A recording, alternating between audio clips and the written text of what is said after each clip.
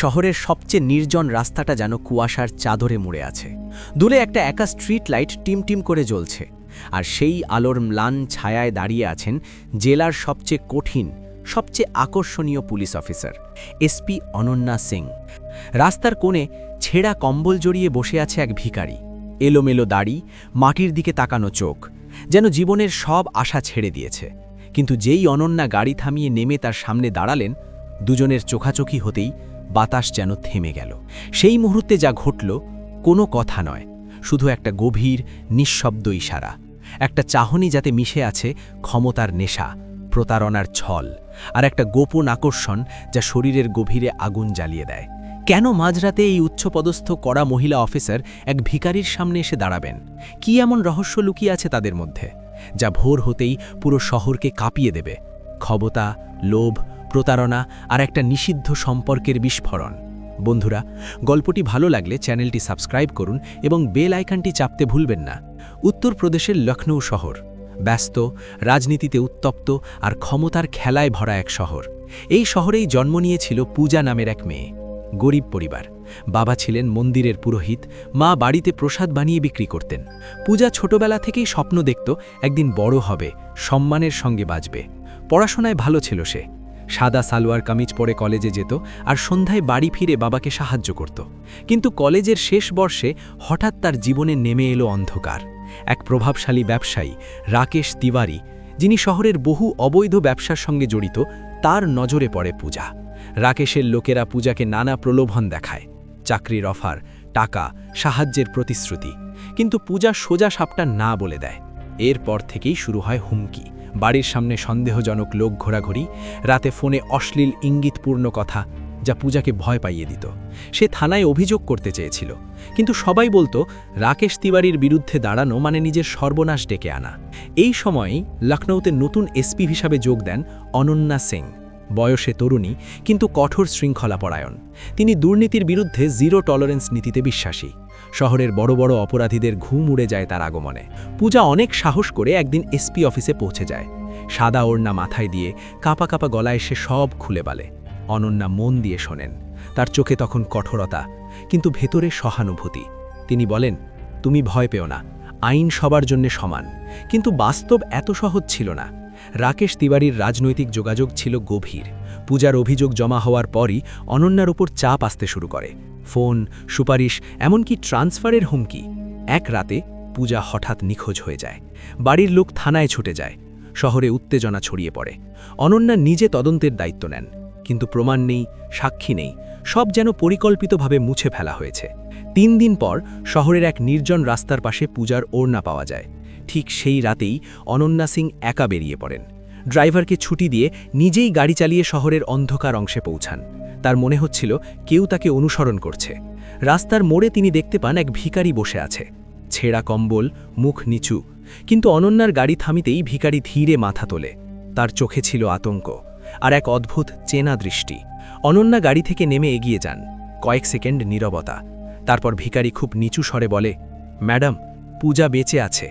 অনন্যার বুকের ভেতর কেঁপে ওঠে। তুমি কে? ভিখারি চারদিকে তাকিয়ে ফিসফিস করে বলে, আমি রাকেশের গাড়ির ড্রাইভার ছিলাম। আমাকে চুপ থাকতে বলা হয়েছে, কিন্তু আমি সব দেখেছি। হঠাৎ দূরে একটা গাড়ির হেডলাইট জ্বলে ওঠে। ভিখারি দ্রুত বলে, পূজাকে শহরের বাইরে পুরনো গুদামে রাখা হয়েছে। সাবধানে যান ম্যাডাম, আপনার উপরেও নজর আছে। অনন্যা বুঝতে পারেন এটা শুধু অপহরণ নয়, এর পেছনে বড় চক্রান্ত আছে। কিন্তু ঠিক তখনই ভিখারি আচমকা পিছিয়ে যায়। তার চোখে ভয়। দূর থেকে কয়েকজন লোক এগিয়ে আসছে। অনন্যা দ্রুত গাড়িতে ওঠেন, কিন্তু যাবার আগে শেষবারের মতো ভিখারির দিকে তাকান। সেই দৃষ্টিতে ছিল এক অদ্ভুত সংকেত, যেন এই মানুষটি সাধারণ ভিখারি নয়। গাড়ি দ্রুত অন্ধকারে মিলিয়ে যায়, আর পরদিন ভোরে শহরে ছড়িয়ে পড়ে চাঞ্চল্যকর খবর। সেই ভিখারিকে মৃত অবস্থায় পাওয়া গেছে। কিন্তু মৃত্যুর আগে সে কি এমন সত্য জানিয়ে গেল? পূজা কি সত্যিই বেঁচে আছে? আর এসপি অনন্যা সিং কি পারবেন এই ক্ষমতার জাল ছিঁড়ে সত্য বের করতে? ভোরের আলো ফোটার আগেই লখনৌ শহর জেগে উঠল এক অস্বস্তিকর খবর নিয়ে। নির্জন রাস্তায় পাওয়া গেছে সেই ভিখারির নিথর দেহ। পুলিশ রিপোর্ট বলছে অজ্ঞাত পরিচয় ব্যক্তি, সম্ভবত ঠান্ডায় মৃত্যু। কিন্তু অনন্যা সিং জানতেন বিষয়টা এত সহজ নয়। তিনি নিজে ঘটনাস্থলে পৌঁছান। সাদা চাদরে ঢাকা দেহ, মুখের দাড়ি এলোমেলো, চোখ বন্ধ। কিন্তু অনন্যার মনে পড়ল সেই রাতের দৃষ্টি, ভয়ের সঙ্গে মিশে থাকা এক দৃঢ় সংকল্প। তিনি নিচু হয়ে মৃতদেহের পাশে বসে লক্ষ্য করলেন ভিখারির হাত শক্ত করে মুঠো করা। সাবধানে খুলতেই বেরিয়ে এলো ছোট্ট একটি কাগজের টুকরো। তাতে কাপা হাতে লেখা, পুরনো গুদাম, কাকরি রোড। অনন্যার আগুন জ্বলে উঠল। তিনি সঙ্গে সঙ্গে স্পেশাল টিম তৈরি করলেন। কিন্তু খবর যেন কোথাও ফাঁস হয়ে যাচ্ছিল। অপারেশন শুরু করার আগেই মিডিয়ায় গুজব ছড়াতে শুরু করল এসপি ম্যাডামের সঙ্গে ভিখারির গোপন সাক্ষাৎ। কেউ কেউ ইঙ্গিতপূর্ণ ভাষায় প্রশ্ন তুলতে লাগল। সোশ্যাল মিডিয়ায় ছড়িয়ে পড়ল অদ্ভুত সব গল্প। অনন্যার চরিত্র নিয়েও নোংরা ইঙ্গিত করা হলো। কিন্তু তিনি জানতেন এটাই অপরাধীদের কৌশল, সত্য আড়াল করতে চরিত্র হনন। রাত নামতেই তিনি তার বিশ্বস্ত অফিসার ইন্সপেক্টর অমিত যাদবকে নিয়ে কাকরি রোডের দিকে রওনা দিলেন। শহরের আলো পেছনে পড়ে রইল। সামনে শুধু অন্ধকার আর নির্জন মাঠ। পুরনো গুদামঘরটি অনেকদিন পরিত্যক্ত। টিনের ছাদ, ভাঙা জানালা, চারিদিক ঝোপঝাড়। দূর থেকে দেখেই বোঝা যায় এখানে কেউ সহজে যায় না। অনন্যা সিগন্যাল দিলেন। চারদিক ঘিরে ফেলা হলো। হঠাৎ ভেতর থেকে ভেসে এলো কারো কাপা কাপা কণ্ঠ, বাঁচান! অনন্যার বুক ধক করে উঠল। তিনি দরজা ভেঙে ভেতরে ঢুকলেন। ম্লান আলোয় দেখা গেল এক কোণে বাধা অবস্থায় বসে আছে পূজা। মুখে কাপড়, চোখে আতঙ্ক। অনন্যা দ্রুত এগিয়ে গিয়ে তার বাঁধন খুললেন। পূজা কাঁদতে কাঁদতে বলল, ম্যাডাম, ওরা আমাকে জোর করে এখানে রেখেছিল। আমাকে বলেছিল অভিযোগ তুলে নিতে। ঠিক তখনই গুদামের অন্য প্রান্ত থেকে গুলির শব্দ।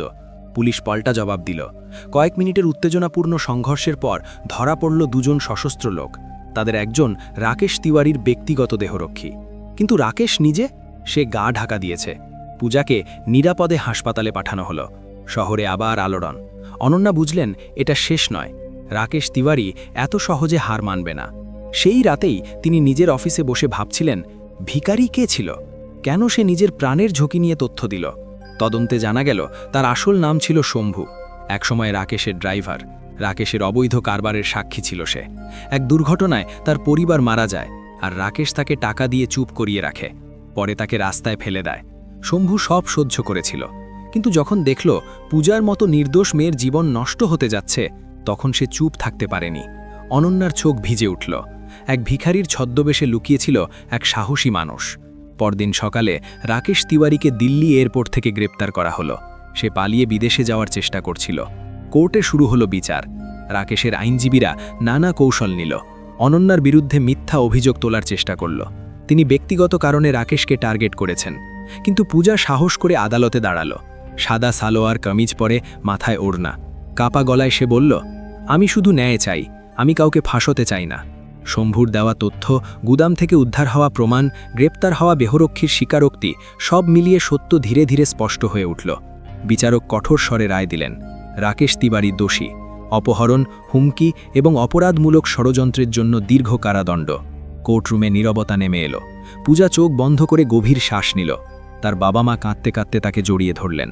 অনন্যা দূরে দাঁড়িয়ে সব দেখছিলেন। তার মনে পড়ছিল সেই নির্জন রাতের কথা। যদি তিনি ভিখারির কথায় বিশ্বাস না করতেন, যদি ভয় পেয়ে পিছিয়ে যেতেন। কিন্তু আসল সত্য তখনও পুরো প্রকাশ পায়নি। মিডিয়ায় তদন্ত করে জানা গেল রাকেশ তিওয়ারি শুধু পূজার ক্ষেত্রেই নয়, আরও অনেক গরিব মেয়েকে প্রলোভন এবং হুমকির জালে ফাঁসিয়েছিল। তার প্রভাবশালী বন্ধুরা তাকে এতদিন রক্ষা করছিল। শম্ভুর মৃত্যু নিয়ে নতুন তদন্ত শুরু হয়।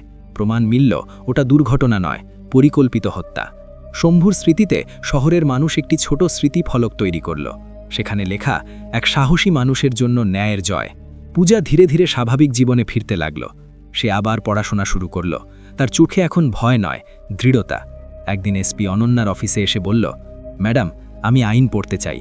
আমি চাই আর কেউ যেন এমন অন্যায়ের শিকার না হয়। অনন্যা মৃদু হাসলেন। তুমি পারবে পূজা, তোমার ভেতরে যে সাহস আছে সেটাই তোমার শক্তি। বছর দুয়েক পর লখনৌ কোর্টে দেখা গেল এক নতুন দৃশ্য। কালো কোট পরা তরুণ আইনজীবী পূজা আদালতে দাঁড়িয়ে যুক্তি দিচ্ছে। তার কণ্ঠে আত্মবিশ্বাস। গ্যালারিতে বসে অনন্যা সিং গর্বের সঙ্গে তাকিয়ে আছেন। এক নির্জন রাতের গোপন মুহূর্ত থেকে শুরু হওয়া সেই ঘটনা আজ শহরের জন্য এক শিক্ষা হয়ে দাঁড়িয়েছে। এই গল্প আমাদের শেখায়, ক্ষমতার চাপে সত্যকে চেপে রাখা যায়, কিন্তু চিরকাল নয়।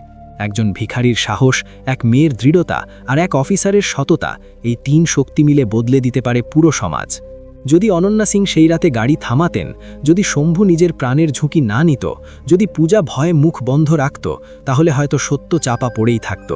মনে রাখবেন, অন্যায়ের বিরুদ্ধে দাঁড়াতে গেলে অপবাদ, ভয়, ষড়যন্ত্র সব আসবে, কিন্তু শেষ পর্যন্ত জয় হয় সত্যের। আপনার কি মনে হয়, আপনি হলে কি সেই রাতে গাড়ি থামাতেন? বন্ধুরা, গল্পটি যদি ভালো লেগে থাকে চ্যানেলটি সাবস্ক্রাইব করুন, বেল আইকনটি চাপুন এবং নিচে কমেন্ট করে আপনার মতামত জানাতে ভুলবেন না।